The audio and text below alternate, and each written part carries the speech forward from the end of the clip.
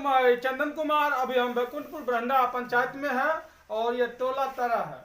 यहाँ आके हम किसानों की जो समस्याएं थी, कुछ दिन से कुछ किसान भाई हमारे कमेंट बॉक्स में लिख रहे थे सर यूरिया का बहुत किल्लत है, तो हम सोचे क्यों ना किसी यूरिया के दुकान पर ही जाकर यूरिया की किल्लत के विषय में जाने और उसके निराकरण के विषय में जाने। तो ऐसे में हम अभी आए हुए हैं कृषि एक्सप्रेस प्रोड्यूसर कंपनी लिमिटेड, ये टोला तारा पे है। और यहाँ आकर हम किसानों की जो स्थिति है, यूरिया की जो स्थिति है, मुख्य रूप से इस पर हम बातचीत करेंगे। और यहाँ आकर जब हमने अशोक जी से जाना और यूरिया की किल्लत के विषय में बात की, तो अशोक जी ने नैनो यूरिया की बात कही। जो सर नैनो यूरिया जो है समस्तीपुर ही नहीं पूरे बिहार भर में जो है प्रचुरता से उपलब्ध है।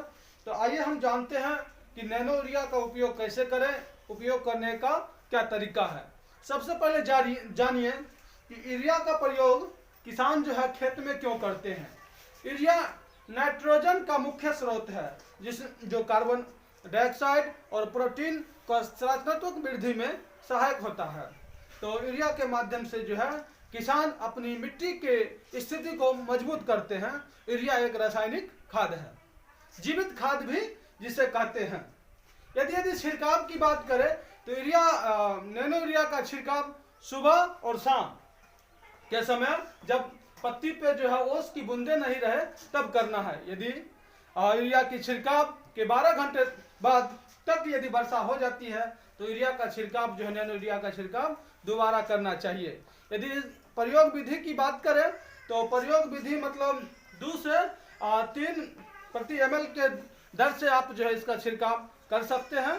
तो यहाँ पर कुछ किसान हैं, उनसे हम जानेंगे कि नैनो यूरिया के प्रयोग विधि, इनके छिड़काव से लाभ, और फिर पहले जो दाना यूरिया था उस पर ज़्यादा विश्वास है या फिर नैनो यूरिया पर ज़्यादा विश्वास है।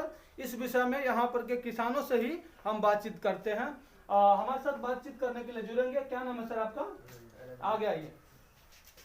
हमारे साथ बातचीत करने के लिए जुड़ेंगे धर्मेंद्र जी। धर्मेंद्र जी, नैनो यूरिया और खाद दानेदार यूरिया दोनों में क्या अंतर है?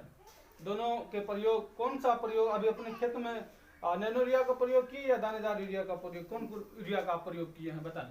नैनो का किए हैं। नैनो किए। यदि प्रयोग विधि की बात करें तो 15 लीटर पानी में नैनो यूरिया यदि ml की बात करें तो क्या ml पड़ेगा बताइए? 40 से 45। 40 से 45।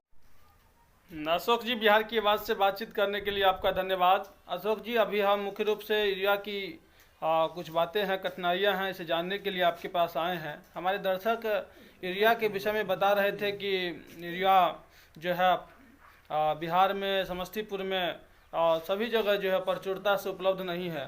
और लेकिन जब हमने आप ही की तरह अन्य जो नैनो यूरिया विक्रेता या खाद्य विक्रेता से मिला तो उन्होंने बताया कि सर जो नैनो यूरिया की प्रचुरता है और दानेदार यूरिया की किल्लत है। तो आपके यहाँ भी ऐसी कुछ बातें हैं क्या? यहीं से बोलना है कि जी बोलिए न। देखिए सर, यूरिया की किल्लत नहीं है। यूरिया पूरे बिहार बल्कि पूरे भारत में उपलब्ध है जी। नैनो यूरिया जो इफको कंपनी ने निकाली है बहुत ही बेहतर है जी। हम खुद इसका यूज किए थे, उस वक्त यहाँ उपलब्ध भी नहीं था नैनो यूरिया, तो हमने कुरियर के माध्यम से दिल्ली से मंगवाए थे। जी। तो अशोक जी, वहाँ से मंगाने के बाद हमने यूज किया, रिजल्ट भी बेहतर हुआ। अशोक जी, कौन फसल के लिए आप यूज किए थे? लगभग जितना फसल है, बंदा गोभी में दिए थे, सीम में दिए थे, आलू में भी उपयोग किए हैं जी। सभी फसलों पर 100% काम करता है। आधा लीटर यदि हम रेट चार्ट की बात करें तो आधा लीटर नैनो यूरिया लेने के लिए किसान को कितना रुपए का भुगतान करना होगा? मात्र 240 रुपया है जी। 240 रुपया में 500 ml है। 1 एकड़ का डोज है, 2 से 4 ml प्रति लीटर। फसल के हिसाब से यदि पौधा छोटा है तो उस पर 2 ml प्रति लीटर, और पौधा बड़ा है तो 4 ml प्रति लीटर। अशोक जी, नैनो यूरिया का छिड़काव जो है किसान के लिए उपयुक्त मौसम कौन सा है, समय बताएं। कौन समय में किसान नैनो यूरिया का छिड़काव? धूप से पहले मान के चलिए, सुबह में मान के चलिए 8-9 बजे जी, शाम में 3-4 बजे। ओस ना रहे, ओस सूख जाने के बाद और ओस गिरने से पहले बरसात का मौसम है, यदि आप स्प्रे किए हैं नैनो यूरिया का, यदि उसके बाद बारिश हो जाती है जी, तो पुनः इसका उपयोग दोबारा किया जा सकता है, धन्यवाद। बेहतर रिजल्ट रहेगा।